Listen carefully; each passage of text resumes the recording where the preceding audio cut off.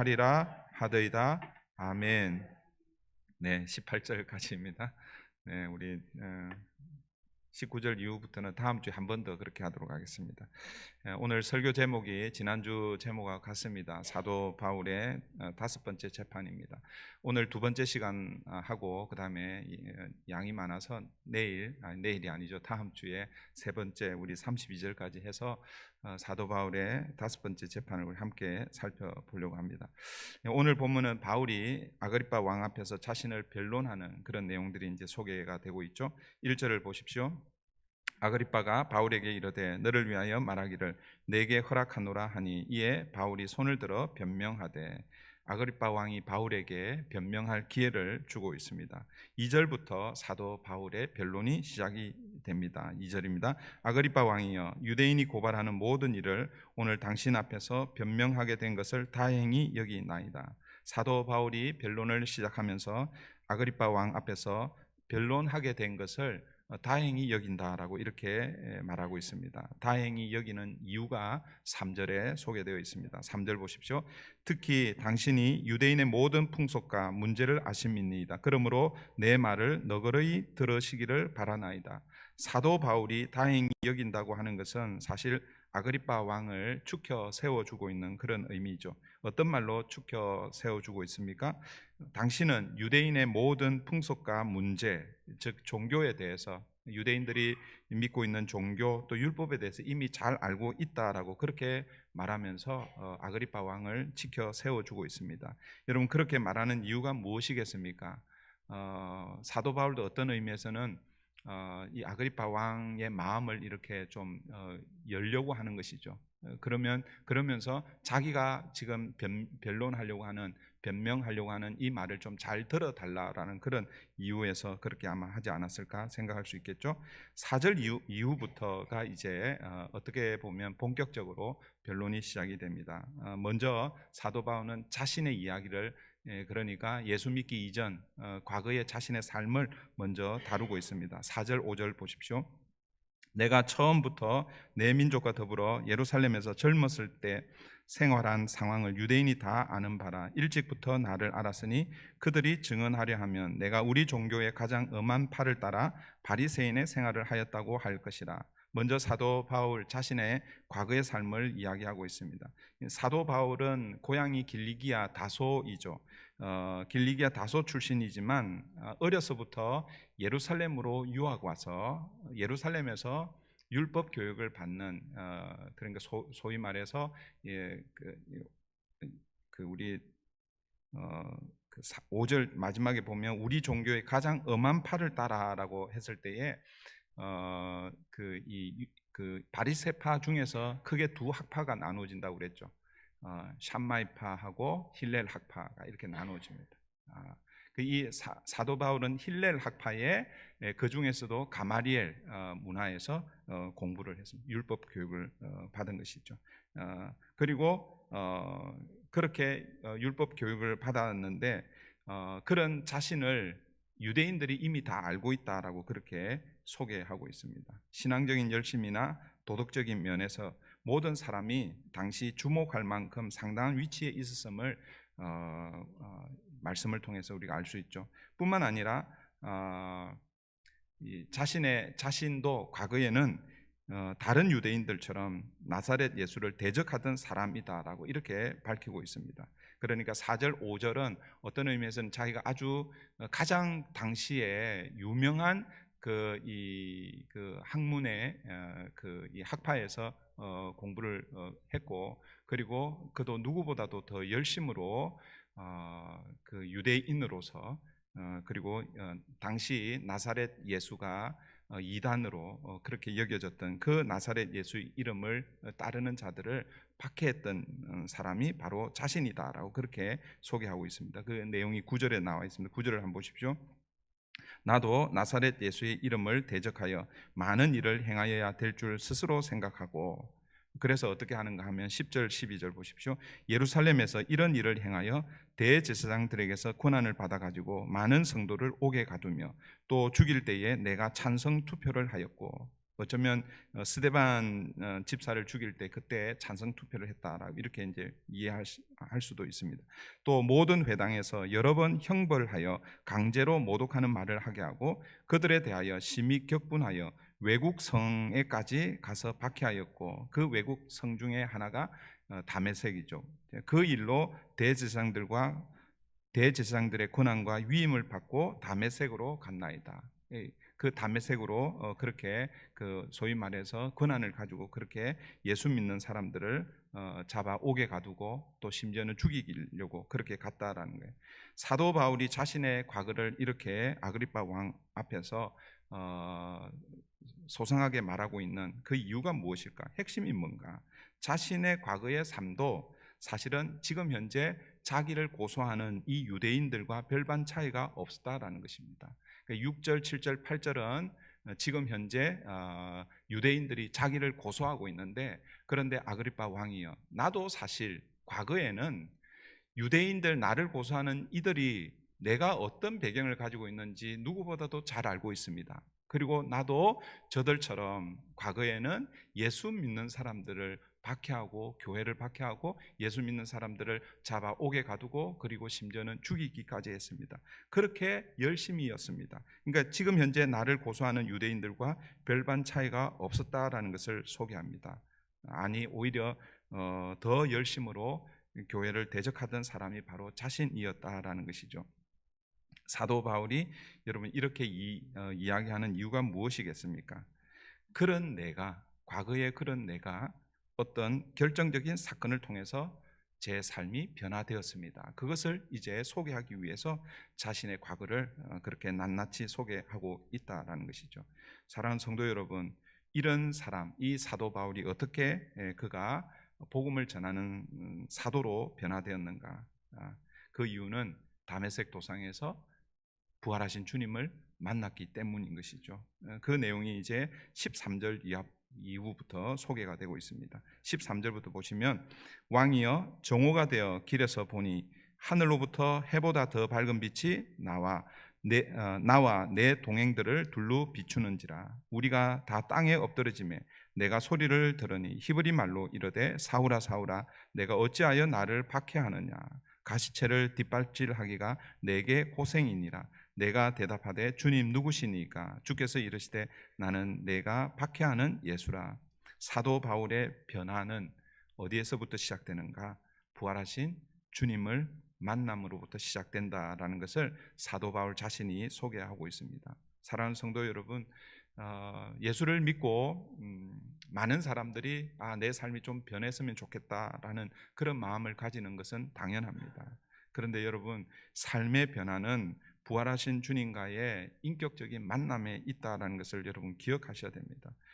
우리가 아무리 교회를 오래 다니고 교회 안에 머물러 있으면서 교회 문화에 젖어서 그렇게 살아도 그래서 누구보다도 신앙생활을 열심히 하고 또 성경을 개인적으로 읽고 또 공부하는 시간에 나와서 공부하고 아무리 그렇게 해도 결정적으로 부활하신 주님을 인격적으로 만나지 않으면 사실은 교회 생활에는 익숙할지 모르지만 삶의 변화는 잘 일어나지 않는다라는 것을 여러분 기억하셔야 됩니다. 그 좋은 예가 바로 사도 바울이죠.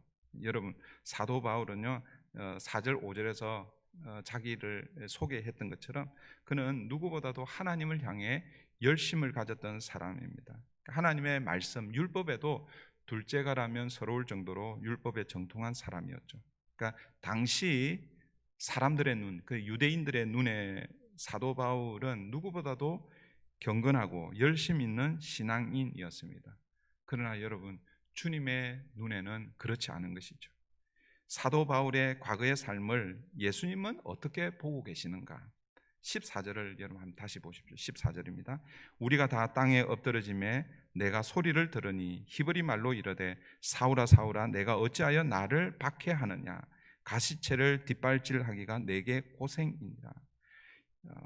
그 14절 후반부에 가시체를 뒷발질하기가 내게 고생이다라는 이 말은 우리 이 사도 바울의 이 회심 장면이 사도행전에 3번 나오잖아요, 그죠? 9장에 실제 회심한 사건이 나오고 그리고 22장에서 이제 간증 형식으로 한번 나오고, 그 다음에 오늘 본문에서 이제 두 번째 간증 형식으로 세 번 사도 바울의 회심 사건이 등장하는데, 오늘 이 가시체를 뒷발질하기가 내게 고생이다라는 이 표현은 이 오늘 26장에 이제 처음 등장합니다. 여러분, 이게 예수님께서 이렇게 말씀, 그 사도행전 9장에서 그렇게 말씀하셨는지, 아니면 이제 그때 회심하고 나서 자신의 삶을 이제 복음에 헌신하고, 그리고 지금까지 돌아오면서 자신을 돌아보면서 주님이 나를 이렇게 보셨겠구나, 이런 사도 바울 자신의 평가인지, 뭐 그거는 정확하게 말씀드릴 수는 없습니다. 그러나 어쨌든 이 말, 이 가시체를 뒷발질하기가 내게 고생이다, 이 말은 사도 바울의 과거의 삶의 모습이다라는 것을 우리가 기억해야 합니다. 여러분, 예수 믿기 이전에 사도 바울은 교회를 핍박하고 예수 믿는 사람들을 잡아 옥에 가두고 죽이는 것이 그 당시 유대교 입장에서는 그것이 하나님을 향한 열심 있는 삶이라고 그렇게 생각했습니다. 그래서 그 일을 누구보다도 열심히 했던 사람이 사도 바울인 것이죠. 그런데 여러분, 예수님의 평가는 무엇입니까? 교회를 핍박하고 예수 믿는 사람들을 옥에 가두고 죽이는 것, 그것을 뭐라고 평가하고 있습니까? 네가 가시체를 뒷발질하는 그런 삶이다라고 그렇게 예수님께서 평가하고 있다라는 거예요. 여기서 이 가시체가 뭔가? 가시체는 가시가 달린 채찍이라는 그런 의미입니다. 이것은 헬라의 그 당시 헬라 사람들의 속담인데, 여러분 그 밭에서 소를 이렇게 가지고 쟁기질을 하잖아요, 그죠? 쟁기질을 할 때 소가 똑바로 이렇게 가면 괜찮은데 똑바로 안 가는 거예요. 그럴 때는 뭐예요? 이 채찍을 가지고 똑바로 가라고 이렇게 말한단 말이에요. 한다고 말이에요. 말하는 소한테 말을 하는 거예요. 그러면 소가 알아듣고 똑바로 이렇게 가면 되는데, 소가 왜 나를 이렇게 때리냐고 하면서 뒷발질을 한다는 거예요. 뒷발질. 그럼 뒷발질 하면은 주인은 어떻게 하겠어요? 이놈의 소가 왜 이렇게 말을 안 들어? 그러면 또 채찍을 가지고 또 때리는 거예요. 그러면 알아듣고 바로 가면 채찍질을 하지 않을 거 아니에요, 그죠? 그런데 계속 뒷발질하면 뭐가 더 가중된다는 거예요? 예, 채찍질, 가시체, 이 채찍질만 가중되는 거예요. 그렇게 되면 그 소가 뭐예요? 더 고통스러운다라는 것이죠. 주님께서 사도 바울의 과거의 삶을 그렇게 평가하고 있다라는 것입니다. 너는 교회를 핍박하고 예수 믿는 사람들을 잡아 옥에 가두고, 그리고 또 심지어 죽이는 그것이 하나님을 향한 열심이라고 생각하고 그렇게 달려갔지만, 그러나 그것은 나를 박해하는 것이고 오히려 그게 너에게 더 고통스러운 일이다라는 것이 바로 이 속담을 통해서 예수님께서 그렇게 말씀하고 있다라는 것입니다. 사랑하는 성도 여러분, 사실 사도 바울의 이 과거의 삶은요, 그 당시 유대인들이 보기에는 종교적으로나 윤리적, 도덕적으로 보면 사실은 어떤 의미에서는 완벽하게 보였을 것입니다. 그래서 사도 바울 스스로도 자기를 어떻게 평가합니까? 그 자신의 과거의 삶을 어떻게 그렇게 소개했냐면, 빌립보서 3장 5절 6절에서 이렇게 자기의 과거의 삶을 이렇게 고백합니다. 나는 8일 만에 할례를 받고 이스라엘 족속이요 베냐민 지파요 히브리인 중에 히브리인이요 율법으로는 바리새인이요 열심으로는 교회를 박해하고 율법의 의로는 흠이 없는 자다라고 그렇게 생각했다라는 거예요. 여러분 한번 이 얘기를 한번 찬찬히 한번 생각해 보세요. 완벽한 사람이었어요. 유대교의 입장에서 보면 사도 바울은 누구보다도, 그 어떤 사람보다도 비교할 수 없을 정도로 완벽한 사람이었다라는 것이죠. 그런데 예수님의 평가는 무엇이라는 겁니까? 가시체를 뒷발질하는 삶이라는 거예요. 예수 믿기 이전의 모습을 그렇게 표현하고 있습니다. 여러분, 예수 믿기 이전에 우리의 삶도 사실은 그렇다라는 거예요. 우리도 열심히 내 나름대로 그렇게 살았지만 그냥 뒤돌아보면요, 그것은 다 뭐예요? 가시체를 뒷발질하는, 아까 제가 말씀드린 가시체를 뒷발질하면 그 가시체가 어떻게 해요? 더 가중되는 거예요. 더 고통스러운 거예요. 열심히 산다고 하지만 뒤돌아보면요, 그게 다 마지막 주님의 재림 앞에서, 심판대 앞에 설 때는 그건 다 뭐예요? 아무 소용 없게 되는 것이죠. 여러분 요한복음 3장 6절인가 예 보면 예수님께서 알 듯 모르들 듯 이런 말씀을 하셨습니다. 육에서 난 것은 육이요 영에서 난 것은 영이라 이렇게 말씀. 이게 사실은 이 말씀이 무슨 의미인가? 전체적인 의미에서 보지 않으면 이 말씀이 어떤 의미인지 사실은 잘 파악하기가 쉽지 않습니다. 거듭남을 설명하면서 주님께서 이 말씀을 하셨거든요. 다시 태어나는 것, 다시 태어나야 하나님의 나라 백성이 되고 구원을 받는데 그 다시 태어나는 그것은 위로부터 나지 않으면 될 수 없다라는 것입니다. 위로부터 난다는 것은 하나님께서 허락하지 않으면 안 된다라는 것이죠. 그걸 물과 성령으로 난다라고 그렇게 표현하고 있습니다. 그런데 많은 사람들이 내가 스스로 열심히 노력하고 열심히 일하고 그렇게 하면 되는 걸로 그렇게 생각하는 거예요. 그런데 주님 뭐라고 말씀하시냐면 이렇게 말씀하시는 거예요. 육에서 난 것은 육이다라고 이렇게 얘기합니다. 여러분 우리 인생이요 아무리 열심히 수고하고 노력하고 아무리 좋은 어떤 결과물을 생산해낸다 하더라도 그것은 뭐예요? 육인 것입니다. 그걸 다르게 표현하면 마지막 주님의 재림, 마지막 심판 때에 불로 심판하시면 다 태워져 없어질, 타버릴 것들이라는 거예요. 영에서 난 것이 영이다. 영에서 난 것이 뭐예요? 거듭남의 이유라는 것입니다. 그런 차원에서 볼 때 가시죄를 뒷발질하는 삶, 이것은요 아무리 열심히 해도 결국은 뭐예요? 다 썩어질 것이다라는 것이죠. 이것이 예수님이 사도 바울의 과거의 삶을 평가하는 그런 평가의 내용입니다.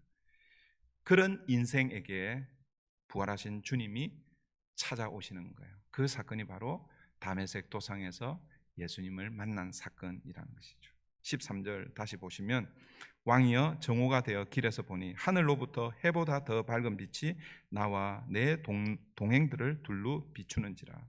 부활하신 주님을 어떻게 표현하고 있습니까? 해보다 더 밝은 빛으로 그렇게 표현하고 있습니다.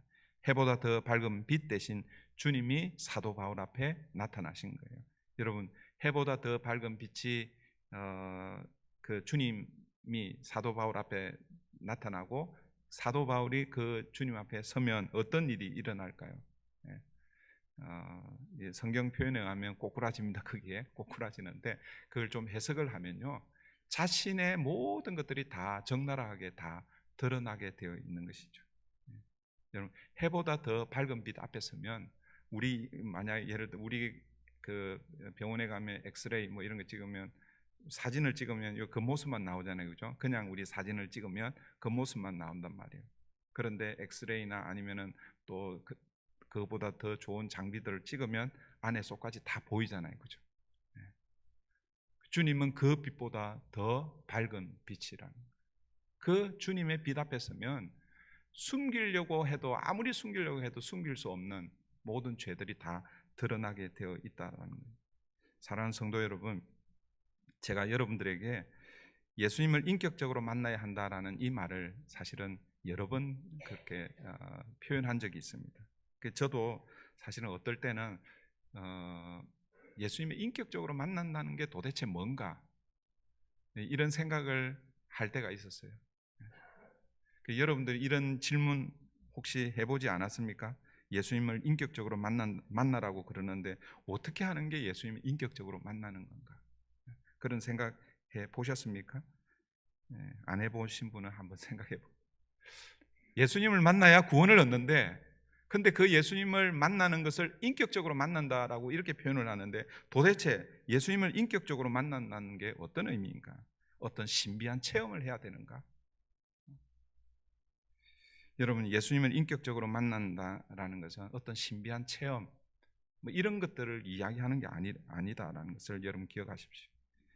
그러면 예수님을 인격적으로 만난다는 게 뭔가? 여러분 예수님을 인격적으로 만난다는 거 지금 한 5, 6, 7번 제가 얘기한 것 같아요. 다시 예수님을 인격적으로 만난다라는 것은 해보다 더 밝은 빛 대신 주님 앞에 서는 것입니다. 그 주님 앞에 서면 그 주님의 빛을 통해서 뭐가 드러나는 거예요? 내 자신이 그냥 그냥 그냥 통째로 다 드러나게 되는 것이죠. 여러분, 예수님의 십자가, 예수님의 죽음과 예수님의 부활이 우리는 복음이라고 이렇게 부릅니다. 복음은 뭐예요? 복된 소식, 기쁜 소식이잖아요. 왜 예수님의 십자가 죽으심과 부활이 우리 인간에게 복음이 되는 것입니까? 여러분, 그 이유는 예수님의 십자가의 죽으심이 내 죄를 용서하기 때문에, 그리고 예수의 그 부활이 나를 다시 살리시고 나를 의롭게 여겨주시기 때문에, 그래서 예수님의 십자가의 죽으심과 부활을 우리는 복음이라고 그렇게 부르는 것입니다.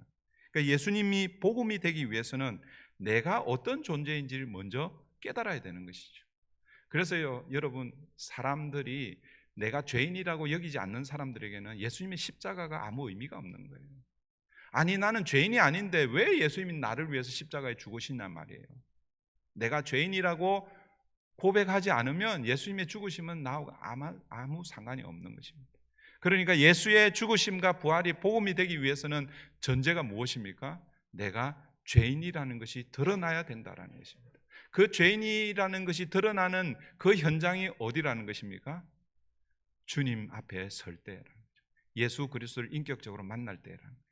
해보다 더 밝은 빛 대신 주님 앞에 섰을 때에, 그때 내가 누구인지를 깨닫게 된다라는 것이죠.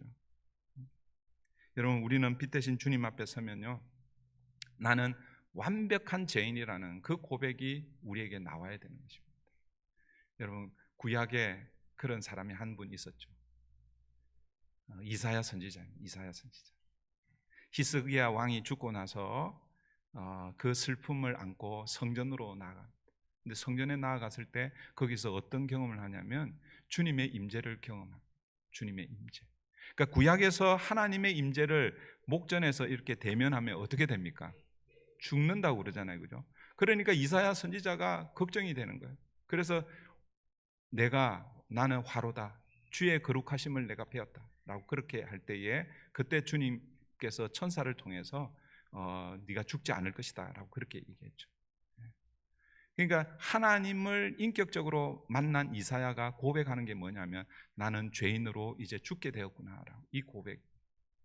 여러분, 신약에도 또 대표적인 한 사람이 있죠. 누구입니까? 사도 베드로입니다. 베드로가 물고기를 잡고 있을 때에 밤새도록 잡지 못했어요. 근데 주님이 와서 데리고 가서 배 오른편에 던지라 그랬잖아요. 그 배 오른편에 던졌을 때 수많은 물고기를 잡았어요. 그때 베드로가 그 주님을 어떻게 고백합니까? 내게서 떠나가라 그러잖아요. 나는 죄인입니다. 그렇게 고백해요. 여러분, 주님을 인격적으로 만난다라는 것은 내가 누구인지를 깨닫는 그런 의미입니다. 그냥 내가 90% 죄인이 아니라 100% 죄인이라는 것을 고백하는 것입니다. 제가 여러 번 예를 든 게 아니죠. 성경에 있는 것을 확인을 했는데, 여러분, 이것도 오늘 한번 확인을 좀 했으면 좋겠습니다. 여러분, 우리가 늘 잊어버리는 것 같아요. 우리 그래서 레위기 13장을 우리가 다시 한번 더, 오늘 처음 이 말씀을 접하시는 분들도 계시겠지만 또 여러분들 많이 저한테 이 말씀을 우리가 확인을 했는데, 여러분, 레위기 13장은 피부병에 관한, 특별히 나병에 관한 내용을 소개하고 있습니다. 근데 나병이 걸렸을 때 이게 나병인지 아닌지 누가 확인을 해주냐면 제사장이 확인을 해줍니다. 그래서 피부에 어떤 질환이 생겼을 때 제사장에 가서 확인을 받습니다. 그 내용을 이렇게 13장에서 쭉 소개하고 있는데, 여러분, 구약성경 163페이지입니다. 레위기 13장. 여러분, 9절을 한번 보세요. 9절부터 보시면, 사람에게 나병이 들었거든 그를 제사장에게로 데려갈 것이요, 제사장은 진찰할지니 피부에 흰 점이 돋고 털이 휘어지고 거기에 생살이 생겼으면 이는 그의 피부에 오랜 나병이라 제사장이 부정하다 할 것이요. 나병이 생기면 그 당시 나병은요, 부정한 병입니다. 그래서 격리시킵니다. 더 이상 사람들하고 함께 할 수 없습니다. 물론 전염하는 그것도 있지만 그 병 자체를 부정하다고 여기기 때문에 그렇게 하는 거예요. 그가 이미 부정하였은즉 가두어 두지는 않을 것이며, 12절 보세요. 제사장이 보기에 나병이 그 피부에 크게 발생하였으되 그 환자의 머리부터 발끝까지 퍼졌으면, 그러니까 처음에는 나병이 조금 생겼어요. 그런데 시간이 지나서 나병이 어떻게 된다는 거예요? 머리부터 발끝까지 몸 전체에 다 퍼졌어요. 그러면 이 사람은 어떤 사람이에요? 100% 나병 환자잖아요. 나병 환자. 그러면 하나님이 뭐라고 말해야 돼요? 이 사람은 100% 나병 환자이기 때문에 이제는 100% 부정한 사람이 되어야 되는데, 그런데 13절 한번 보세요. 13절 보십시오. 그가 진찰할 것이요 나병이 과연 그의 전신에 퍼졌으면 그 환자를 정하다 할지니 다 희어진 자인즉 정하거니와.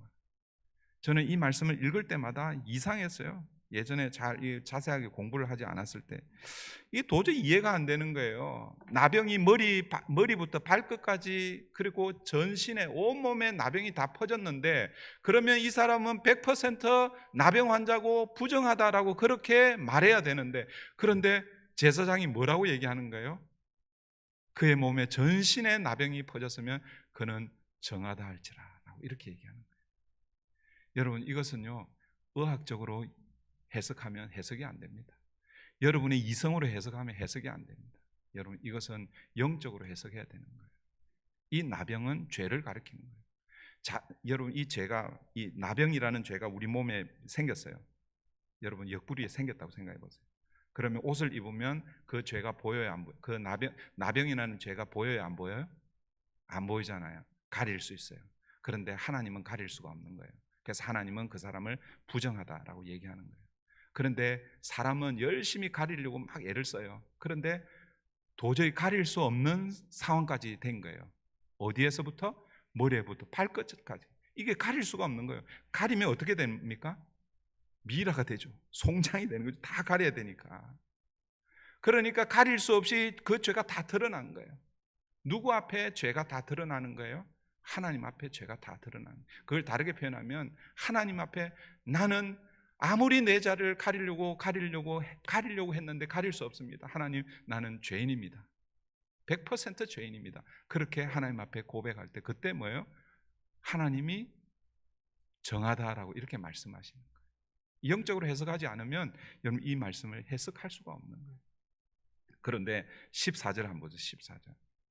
아무 때든지 그에게 생살이 보이면, 여러분 이제 100% 나병이 돼갖고 정하다고 됐는데, 그런데 시간이 지나면서 거기에서 생살이 돋는 거예요. 생살이 돋으면 어떤 의미입니까? 아, 저 사람이 이제 나병에서 고침을 받는구나, 나음을 받는구나, 이렇게 우리가 해석할 수 있잖아요, 그죠? 그런데 영적으로 보면요 오히려 그게 뭐라고 얘기합니까? 그는 부정한 자. 제사장이 생사를 진찰하고 그를 부정하다 할지니 그 생살은 부정한 것인즉 이는 나병이며. 이 도저히 이해가 잘 안 돼요. 여러분, 이 생살은 어떤 의미냐면요, 우리 안에서 내가 하나님 앞에서 100% 죄인이라고 엎드려서 하나님께서 의롭다 여겨주셨는데, 그런데 시간이 지나면서 스물스물 뭐가 올라오는 거예요? 내 의가 올라오는 거예요. 교회 봉사도 열심히 하고 또 뭐 여러 가지 이렇게 하면서 내 의가 조금씩 나오는 거예요. 그걸 가리켜서 또 오늘 본문에서 이 레위기에서는 오히려 그게 부정하다라고 이렇게 말하고 있다라는 것이죠. 사랑하는 성도 여러분, 해보다 더 밝은 빛 앞에 설 때, 그때 우리의 의가 드러나면 그것은 우리는 죄인입니다. 주님 앞에 우리가 우리의 의를 드러내면 그건 죄입니다. 그래서 예수님께서 마태복음 7장에서 주여 주여 하는 자마다 다, 제가 말씀을 외우지를 못해서 외우지를 못하지만 여러분들은 무슨 말씀인지 알고는 있죠. 마태복음 7장 한번 보세요. 7장 21절. 나더러 주여 주여 하는 자마다 다 천국에 들어갈 것이 아니요 다만 하늘에 계신 내 아버지의 뜻대로 행하는 자라야 들어가리라. 그런데 22절, 제가 22절 말씀 드리려고 그러는 거예요. 그날에 많은 사람이 나더러 이르되 주여 주여 우리가 주의 이름으로 선지자 노릇하며 주의 이름으로 귀신을 쫓아내며 주의 이름으로 많은 권능을 행하지 아니하였나이까. 이게 마지막 때에 하나님 앞에 서서 자신의 의를 드러내는 거예요. 내가 주의 이름으로 선지자 노릇하고 주의 이름으로 귀신을 쫓아내고 많은 권능을 행했습니다.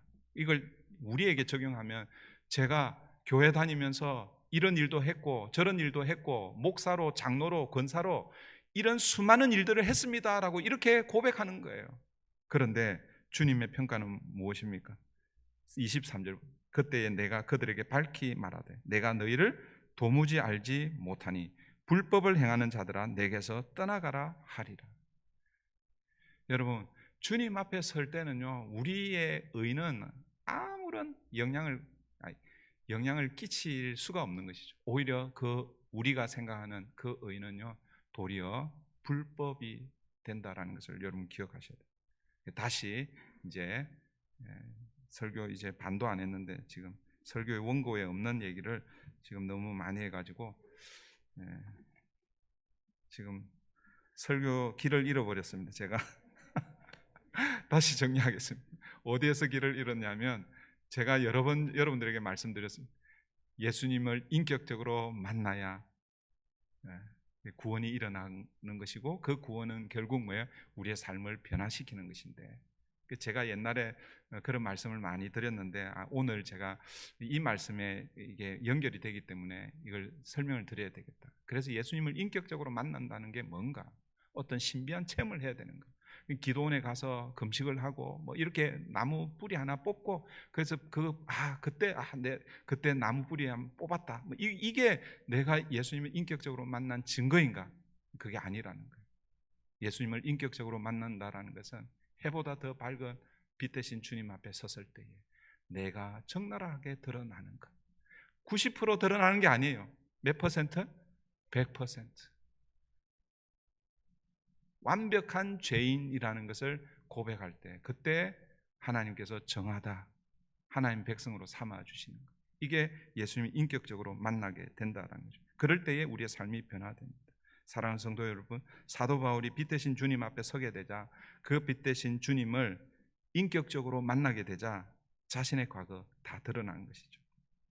그때 여러분 주님이 사도 바울의 삶을 변화시켜 놓는 것이죠. 그래서 복음을 대적하는 원수에서 복음을 전하는 일꾼으로 전도자로 단순히 바울에게 구원만 허락한 것이 아니라 복음의 일꾼으로 사도로 그렇게 세워주고 있습니다. 그 내용이 17절이죠. 17절 보십시오. 이스라엘과 이방인들에게서 내가 너를 구원하여 그들에게 보내어 그들에게 보낸다라는 말은 복음의 일꾼으로 사도로 파송한다라는 그런 의미입니다. 그래서 사도 바울은요 자신의 서신서에서 거의 빼놓지 않고 여러분 사실은 자격 이렇게 그 물리적인 자격으로 보면 바울은 사도라고 부를 수가 없어요. 왜냐하면 그 당시 사도는 예수님의 직제자들에게만 붙여졌던 호칭입니다. 그런데 바울은요 자신을 가리켜서 사도라고 얘기하는 거예요. 그리스도로 말미암아 사도된 나 바울은 보내심을 받은 자 된 나 바울은 이렇게 자신을 소개하고 있습니다. 사도 바울은 어떤 일을 위해서 보내심을 받았는가? 사도로 부르심을 받았는가? 그 내용 16절입니다. 16절 보십시오.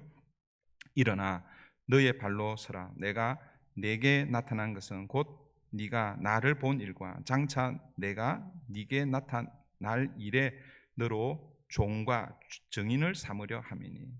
보내심을 받은 사도가 해야 할 일 두 가지 일입니다. 그건 뭐예요? 종의 일 그리고 증인의 일이라는 거죠. 여러분 종의 일은 무엇입니까? 종의 일. 종은 뭘 해야 되는 거예요? 주인의 마음이 뭔지, 주인의 뜻이 무엇인지 그걸 늘 살피는 게 종의 일이잖아요, 그죠? 하나님께서 사울을 빛 대신 주님을 경험하고 나서 그에게 종으로 그리고 증인으로 부르시는데 그 일을 맡기시는데 이 종이 해야 할 일은 그러면 주인의 일이 뭔가 그걸 살피는 거죠. 그 주인의 일이 무엇이라는 겁니까? 네가 내 증인이 좀 됐으면 좋겠다. 종의 일과 증인의 일은 사실은 같은 일이라고 이렇게 보시면 됩니다. 사랑하는 성도 여러분, 주님이 우리에게 기대하시는 것은 주님의 종으로서 증인의 일이 그 일을 하는 것입니다. 이걸 법정에서 이렇게 비유해서 보면 법정에는 누가 있어요? 재판장이 있죠. 또 누가 있습니까? 검사가 있고 또 변호사가 있고 물론 이제 원고 피고 뭐 죄인 뭐 이렇게 있겠죠, 그죠? 근데 그 중에서 우리는 어떤 역할을 하라는 거예요? 증인의 역할을 하라는 거예요. 증인의 역할. 피고의 역할이 아니고 증인의 역할을 하라는 거예요. 예. 혹시 여러분 검사가 되고 싶습니까?